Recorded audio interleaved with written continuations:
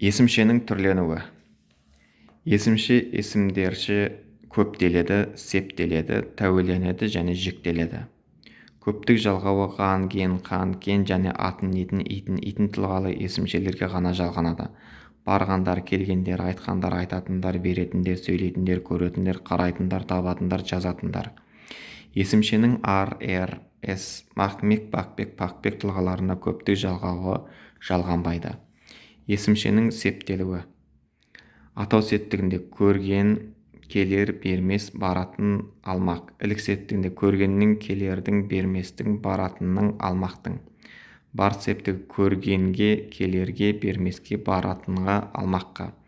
Табыс септігі көргенді, келерді, берместі, баратынды, алмақты. Жатыс септігі көргенде, келерде, берместе, баратында, алмақта. Шығыс септігі көргеннен, келерден, берместен, баратыннан, алмақтан. Көмектес септігі көргенмен, баратынмен.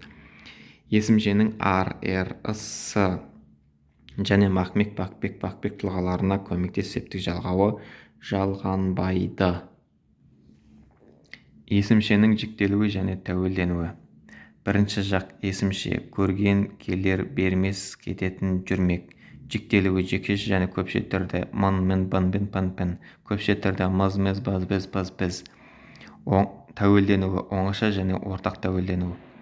Оңаша ымыз, іміз. Екінші жақта көрген, келер, кермес, кететін, жүрмек. Екінші жақта жіктелуі жекеше түрде сың, сыпайы, сыз, сіз. Көпше түрде сыңдар, сіңдер, сыпайы, сыздар, сіздер. Тәуелденуі екінші жақта оңаша түрінде ың, сыпайы, ыңыз, іңіз. Ал тәуелденуі ортақ түрде екінші жақта дарың, дерің, тарың, терің, сыпайы, дарыңыз, деріңіз, тарыңыз, теріңіз. Көрген, келер, келмес, кететін, жүрмек сөздері үшінші жақта жіктелмейді, ал тәуелденеді. Оңаша түрде және тәуелденуі ортақ түрде дары, дері, тары, тері. Болымсыз етістіктен ма, ме, ба, бе, па, бе кейін жалғанған есімшенің с тұлғасы жіктелгенде кейде көбіне поэзияда бірінші жақта с есімше жұрнағымен жікті жалғауы пын, пін тұтасып қысқарып келіп н түрінде ғана қолданылады.